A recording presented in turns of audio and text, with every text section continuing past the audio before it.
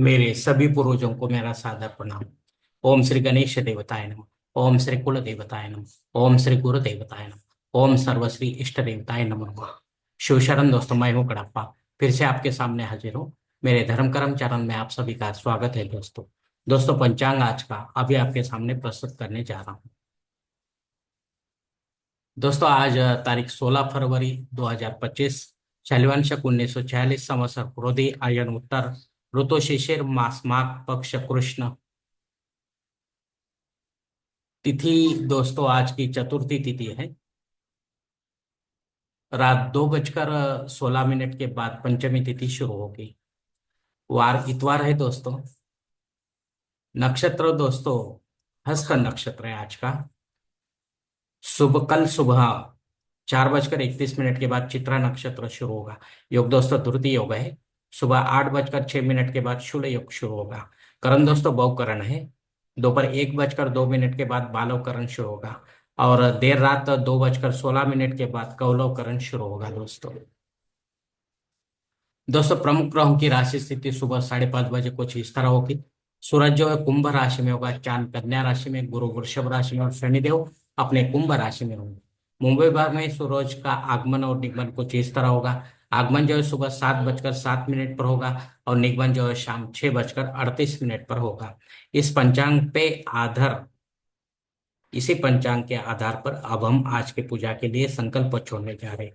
तब आप आपके दाहिने हाथ की हथेली पर थोड़ा सा जल, थोड़ा अक्षत, एक फूल या फूल की पंखुड़ी ले दोस्तों, और ये संकल्प जो है बोलना शुरू कर दें। हर ओम शिव शिव शंभो राज्ञाय प्रवर्त मानसद ब्रह्मणो दिदि परार्धे श्वेत वराह कल्पे वैवस्वत मनंतरे कलियुगे प्रथम पादे जम्बूद्वीपे भरतवर्ष भरतखंडे मेरो दक्षिण दिग्भागे महाराष्ट्र देशे व्यावहारिक चांद्रवान शालिवान शक 1946 प्रभादि षष्ठी संवत्सरामय क्रोधी नाम संवत्सरे उत्तरायणे शिशिर ऋतु माघ मासे कृष्ण पक्षे भानुवासरे हस्त नक्षत्रे धृति योगे बहुकरणयुक्तायाम चतुर्थी शुभ तिथौ वीर गोत्रोत्पन्नो मैं कड़ाप्पा मोह पात दुरित क्षय द्वारा से पार्वती परमेश्वर पितर्थ विधिवत पंचोपचार एवं षोड़शोपचार इष्टलिंग पूजा एवं नित्य देव पूजा करिष्ये। दोस्तों, यहीं पर यह संकल्प खत्म हो चुका है। अब आपके दाहिने हाथ के हथेली पर जो संकल्प का पानी है वो सामने वाली थाली में छोड़ दो दोस्तों। दोस्तों, इस संकल्प की काल मर्यादा सुबह 8:06 तक है। इस समय के बाद भी अगर आपको किसी धार्मिक विधि की संपन्नता के लिए संकल्प छोड़ना है तो कृपा करके आप ऊपर के बदले हुए पंचांग का सहारा लेकर नया संकल्प तैयार करें और उस संकल्प में आप जो करने जा रहे धार्मिक विधि उसका उल्लेख अवश्य करें। तब जाकर आपकी ये धार्मिक सेवा संबंधित देवताओं तक पहुंचेगी और उनका आशीर्वाद आप तक पहुंच जाएगा। आपका जीवन और भी सुखमय बन जाएगा दोस्तों। दोस्तों, अब मुहूर्त विभाग में देखते हैं। इसमें धार्मिक विधि और उनके मुहूर्त काल कुछ इस प्रकार दिए गए हैं। सबसे पहले सगाई के लिए मुहूर्त दिया गया है तारीख 16, 17, 20 और 21। गोद भराई के लिए मुहूर्त दिया गया है तारीख 16। नामकरण करने के लिए मुहूर्त दिया गया है तारीख 17 और 25। मुंडन करने के लिए मुहूर्त दिया गया है तारीख 16 और 17। गृह प्रवेश करने के लिए मुहूर्त दिया गया है तारीख 17 और 21। मुहूर्त के दूसरे भाग में देखते हैं दोस्तों। जनेऊ संस्कार के लिए इस मास में अब कोई मुहूर्त नहीं है।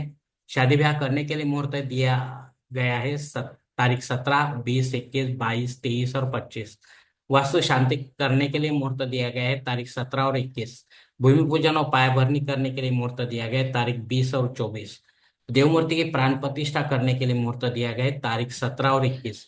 इसमें आप केवल भगवान विष्णु और उनके अवतारों की मूर्ति की प्राण प्रतिष्ठा नहीं कर सकते। उन्हें छोड़कर आप किसी भी देवी देवताओं की मूर्ति की प्राण प्रतिष्ठा कर सकते हैं। घर पर करें या मंदिर में करें, लेकिन विधिवत करें, पंडित के माध्यम से करें और देव काल में करें। तब जाकर आपकी ये सेवा जो है वो पूर्ण होगी दोस्तों। दोस्तों, प्राण प्रतिष्ठा होने के बाद भी इन मूर्तियों पर आपको दूसरे दिन से संबंधित देवताओं का अभिषेक लेना जरूरी होता है। अगर आप नहीं लेंगे घर पर स्थापित की हुई मूर्ति का अभिषेक मूर्ति के ऊपर, तो एक दिन ऐसी प्राण प्रतिष्ठित मूर्ति होते हुए भी उसका विसर्जन करना पड़ता है, क्योंकि वो खंडित मानी जाती है। और मंदिर में वैसा कोई सवाल नहीं आता, क्योंकि पंडित के माध्यम से वहाँ रोज पूजा अर्चा अभिषेक युक्त होती है दोस्तों। और मूर्ति जागृत रहती है, तो हमें वो हमारे मन की बातें वो पूरे करती है, मनोकामना पूरी करती है दोस्तों। और प्रसन्नता हमें लगती है मंदिर में। वैसे ही हमें घर पर अगर करना है तो सभी जितने भी देवघर में हमारी मूर्तियां हैं उन पर अभिषेक लेना जरूरी है। अभिषेक नहीं लेंगे तो किसी मूर्ति का कोई मतलब नहीं होगा दोस्तों। ये ध्यान में रखो दोस्तों। दोस्तों ऊपर दिए गए कुछ मुहूर्त के तारकों में समय की पाबंदी हो सकती है। अगर इसे जानना चाहते हो तो आप मुझे कमेंट्स बॉक्स में पूछे, या कोई अच्छे से पुरोहित से या पंचांग धारक से संपर्क करें। तब जाकर आप अपने जन्म कुंडली के हिसाब से आपके लिए कोई अच्छा सा मुहूर्त चुने, ताकि आपके विधि में कोई बाधा ना आए और विधि विधि का पूरा पूरा फल आपको प्राप्त हो दोस्तों। और अगर ऐसा मुहूर्त ही आपको नहीं मिल रहा है तो फिर आप खुद होके या पंडित के माध्यम से नया कोई मुहूर्त निर्माण करने की कोशिश ना करो, क्योंकि वो मुहूर्त मुहूर्त नहीं होगा तो उसका आपको कैसा फायदा मिलेगा? नहीं मिलेगा दोस्तों। दोस्तों अब पंचांग में दी गई और कुछ महत्वपूर्ण जो जानकारी है वो अब हम देखेंगे दोस्तों। पंचांग शुद्ध दिन नहीं है दोस्तों। दिन विशेष दोस्तों संकष्ट चतुर्थी है। इसका इस व्रत का पालन कैसे करना, क्या करना है, मेरे एक स्वतंत्र वीडियो आप अब देख सकते हैं दोस्तों। मुंबई के लिए, मुंबई भाग में जो चंद्र का उदय होगा वो रात 9:48 पर होगा दोस्तों। इसके बाद ही आपको पूजा अर्चा करनी है और उपवास छोड़ना है दोस्तों, ये ख्याल में रखो। देर रात 2:16 तक घबाड़ योग है। और कल सुबह 4:31 तक अमृत योग है।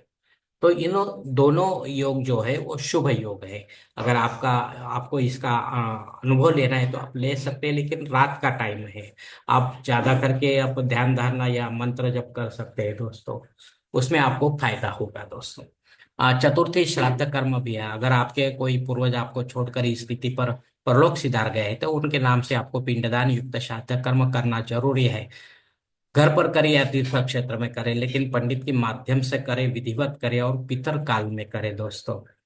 तब जाकर आपकी ये पितर सेवा आपके पितरों तक पहुंचेगी और उनका आशीर्वाद आप तक पहुंच जाएगा। आपका जीवन और भी सुलभ बन जाएगा दोस्तों। अग्नि धरती पर हाजिर नहीं है, इसलिए आप नया कोई यज्ञ या कर्मकांड शुरू नहीं कर सकते। होम यज्ञ का जो रेगुलर है वही कर सकते हो। राहु काल दोस्तों शाम 4:30 से लेकर 6 बजे तक है।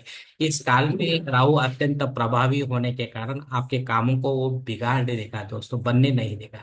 इसके लिए आपको इस काल में महत्वपूर्ण काम नहीं करना है दोस्तों, और कोई समय पूरा करने की कोशिश करो ताकि आपके कामों में आपको यश प्राप्त हो। प्रमुख गोचर वक्री ग्रहों में फिलहाल मंगल जो है 6 दिसंबर से लेकर 24 फरवरी तक वक्री है। इसके बाद वो पहले जैसा मार्गी हो जाएगा। अब ये वक्री ग्रह आपको कैसा फल देगा, ये जानने के लिए आपको ज्योतिष के पास जाना पड़ेगा दोस्तों। वैसे भी ये मंगल आपको शुभ फल देगा, अशुभ देगा या मिश्र स्वरूप का देगा, कुछ बोल नहीं सकते ज्योतिष के अलावा दोस्तों, क्योंकि वो स्थान संबंधी और दृष्टि संबंधी आपको फल देगा दोस्तों। तो आपकी जन्म कुंडली को ये कैसा संबंधित है उस पर ये डिपेंड होता है दोस्तों। तो अगर आपके समझ में नहीं आता है तो आप फिर ज्योतिष के पास जाके ये पता कर सकते हैं दोस्तों।